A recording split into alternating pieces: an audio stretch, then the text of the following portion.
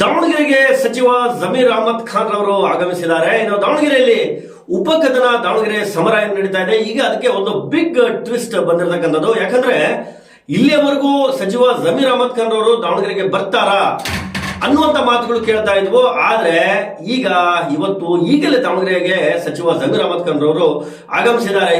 ದಾವಣಗೆರೆ ದಕ್ಷಿಣದಲ್ಲಿ ಸಾಕಷ್ಟು ಜಮೀರ್ ಅಹಮದ್ ಖಾನ್ ಅಭಿಮಾನಿಗಳು ಇರ್ತಕ್ಕಂಥದ್ದು. ಇನ್ನು ಸಚಿವ ಜಮೀರ್ ಅಹಮದ್ ಖಾನ್ ಅವರು ಕೇರಳದಲ್ಲಿ ಚುನಾವಣೆ ಪ್ರಚಾರಕ್ಕೆ ಅಂತ ಹೋಗಿದ್ರು. ಇನ್ನು ಇವತ್ತು ದಾವಣಗೆರೆಗೆ ಆಗಮಿಸಿದ್ದಾರೆ. ಇನ್ನು ಸಚಿವ ಎಸ್ ಮಲ್ಲಿಕಾರ್ಜುನ್ ಅವರು ಕೆಲ ದಿನಗಳಿಂದ ಒಂದು ಸ್ಟೇಟ್ಮೆಂಟ್ ಅನ್ನ ಕೊಡ್ತಾರೆ. ಅದು ಒಂದು ಕೆಲ ದಿನಗಳ ಮಟ್ಟಿಗೆ ಅದೊಂದು ಸ್ವಲ್ಪ ಹಾಗೆ ಪ್ರಚಾರದಲ್ಲಿ ಬರುತ್ತೆ. ಸಾಕಷ್ಟು ಜನ ಅನ್ಕೊಳ್ತಾರೆ ಸಚಿವ ಜಮೀರ್ ಅಹಮದ್ ಅವರು ಈಗ ದಾವಣಗೆರೆಗೆ ಬರೋದಿಲ್ಲ ಅನ್ನುವಂತ ಮಾತನ್ನ ಕೇಳಿ ಬರ್ತವೆ. ಆದ್ರೆ ಸಚಿವ ದಾವಣಗೆರೆಗೆ ಜಮೀರ್ ಅಹಮದ್ ಖಾನ್ ಅವರು ಬಂದಿರತಕ್ಕಂಥದ್ದು. ಈಗ ಗೇಮ್ ಪ್ಲಾನ್ ಚೇಂಜ್ ಆಗುತ್ತೆ.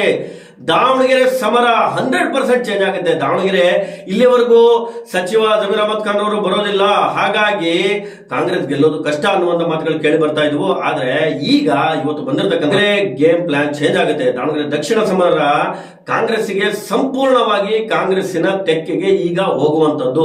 ಸಮರ್ಥ್ ಅವರಿಗೆ ಇದು ಬಹಳಷ್ಟು ಪ್ಲಸ್ ಪಾಯಿಂಟ್ ಆಗುತ್ತೆ. ಸಾಕಷ್ಟು ಎಲ್ಲಾ ಮುಖಂಡರು ಬೆಂಗಳೂರಿನಿಂದ ಸುತ್ತಮುತ್ತ ಕರ್ನಾಟಕದಿಂದ ಎಲ್ಲಾ ಮುಖಂಡರು ಬಂದಿರತಕ್ಕಂಥದ್ದು. ಸುರ್ಜೇವಾಲಾ ಅವರು ಕೂಡ ಬಂದಿರತಕ್ಕಂಥದ್ದು. ಇನ್ನು ಎಷ್ಟೇ ಪ್ರಚಾರ ಏನೇ ಮಾಡಿದ್ರು ಕೂಡ ದಾವಣಗೆರೆ ದಕ್ಷಿಣ ಭಾಗದ ಮುಸ್ಲಿಮರು ಜಮೀರ್ ಅಹಮದ್ ಖಾನ್ ಬರಬೇಕು ಅನ್ನುವಂತ ಪಟ್ಟನ್ನು ಹಿಡಿದಿದ್ರು. ಹಾಗಾಗಿ ಜಮೀರ್ ಅಹಮದ್ ಖಾನ್ ಏನು ಬಂದಿದ್ದಾರೆ ಅದು 100ಕ್ಕೆ 100 ದಾವಣಗೆರೆ ಬೈ ಎಲೆಕ್ಷನ್ಗೆ ಸಮರಕ್ಕೆ ಪ್ಲಸ್ ಆಗತ್ತೆ. ಇದು ಯಾಕಪ್ಪ ಪ್ಲಸ್ ಆಗುತ್ತೆ ಅಂದ್ರೆ ಸದ್ಯದಲ್ಲಿ ಕರ್ನಾಟಕದಲ್ಲಿ ಒಂದು ಮುಸ್ಲಿಂ ಮುಖಂಡರು ಅಂದ್ರೆ ಮುಸ್ಲಿಂ ನಾಯಕತ್ವದ ಒಂದು ಹೆಸರನ್ನ ಹೇಳಬೇಕಾದ್ರೆ ಸಚಿವ ಜಮೀರ್ ಅಹಮದ್ ಖಾನ್ ಅವರು ಮಂಚೂಣಿಯಲ್ಲಿ ಬರ್ತಾರೆ. ಯಾಕಂದ್ರೆ ಬೇರೆ ಒಂದು ಮುಖಂಡರು ಬೇರೆ ನಾಯಕರು ಇರ್ಬೋದು, ಆದ್ರೆ ಜಮೀರ್ ಅಹಮದ್ ಖಾನ್ ಅವರು ಈಗ ಸಚಿವರು ಕೂಡ ಹೌದು. ಮತ್ತೆ ಈ ಒಂದು ದಾವಣಗೆರೆ ಉಪಸಮರದಲ್ಲಿ ಅವರ ಹೆಸರು ಮುಂಚೂಣಿಯಲ್ಲಿ ಮುಂಚಿನಿಂದಲೂ ಕೇಳಿ ಬರ್ತಾ ಇದೆ. ಇನ್ನು ಆಲ್ರೆಡಿ ದಾವಣಗೆರೆಯಲ್ಲಿ ಈಗ ದಾವಣಗೆರೆ ಬೈ ಎಲೆಕ್ಷನ್ ಕಾಂಗ್ರೆಸ್ ಗೆಲ್ಲುತ್ತೆ, 100ಕ್ಕೆ 100 ಗೆಲ್ಲುತ್ತೆ, ಬಹಳಷ್ಟು ಅಂತರದಲ್ಲಿ ಗೆಲ್ಲುತ್ತೆ ಅನ್ನುವಂತ ಮಾತುಗಳು ಕೇಳಿ ಬರ್ತಾ ಇರ್ತಕ್ಕಂಥದ್ದು. ಅಂತ ಅದೇ ಸಂದರ್ಭದಲ್ಲಿ ಈಗ ಸಚಿವ ಎಸ್ ಮಲ್ಲಿಕಾರ್ಜುನ್ ಅವರ ಮತ್ತೆ ಸಚಿವ ಜಮೀರ್ ಅಹಮದ್ ಖಾನ್ ಅವರ ಮಧ್ಯೆ ಇರ್ತಕ್ಕಂಥ ಮುನಿಸು ಮುಗಿದಿದೆ ಅಂತ ಅನಿಸ್ತಾ ಇದೆ. ಜಮೀರ್ ಅಹಮದ್ ಖಾನ್ ಅವರು ಹೇಳ್ತಾ ಇದ್ದಾರೆ, ನಾನು ಯಾವುದೇ ಕಾರಣಕ್ಕೆ ದಾವಣಗೆರೆ ಎರಡನ್ನ ಬಾಗಲಕೋಟೆ ಮತ್ತು ದಾವಣಗೆರೆ 2 ಎಲೆಕ್ಷನ್ಗಳನ್ನ ನಾವೇ ಗೆಲ್ಲೋದು ಅನ್ನುವಂತ ಮಾತನ್ನ ಹೇಳ್ತಾ ಇದ್ದಾರೆ.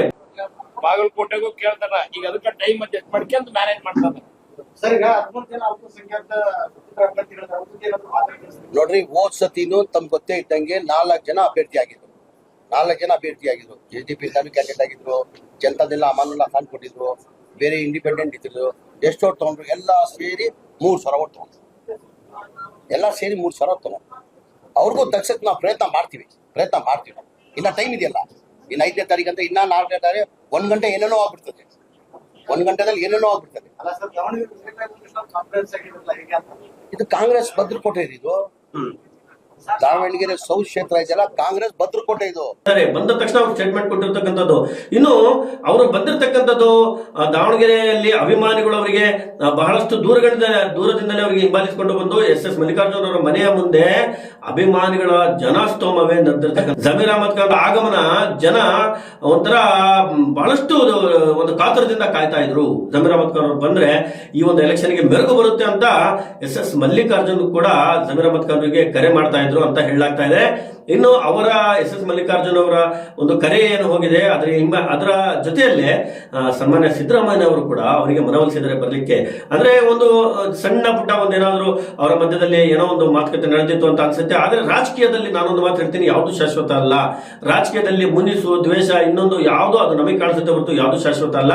ಹಾಗಾಗಿ ರಾಜಕೀಯದಲ್ಲಿ ಈ ಒಂದು ಇಂತಹ ಸಣ್ಣ ಪುಟ್ಟ ಒಂದು ಮಾತುಗಳು ನಡೀತಿರ್ತಕ್ಕಂಥ ಅಲ್ಪಸಂಖ್ಯಾತರ ಮತಗಳು, ಈ ಕೆಲ ಮತಗಳು ಏನೋ ಆ ಕಡೆ ಈ ಕಡೆ ಚಿತ್ರ ಆಗಿದ್ವು, ಕೆಲ ಮತಗಳು ಆ ಕಡೆ ಈ ಕಡೆ ಏನೋಗಿದ್ವು. ಇವತ್ತು ಜಮೀರ್ ಅಹಮದ್ ಖಾನ್ ರವರ ಬರುವಿಕೆಯಿಂದ ಅವರು ಬಂದಿದ್ರಿಂದ ಆ ಮತಗಳು ಕೂಡ ನೇರವಾಗಿ ಕಾಂಗ್ರೆಸ್ಸಿಗೆ 100ಕ್ಕೆ 100 ಕಾಂಗ್ರೆಸ್ಸಿಗೆ ಪ್ಲಸ್ ಆಗುತ್ತೆ. 100ಕ್ಕೆ 100 ಕಾಂಗ್ರೆಸ್ಸಿಗೆ ಬಿಡುವಂತದ್ದು.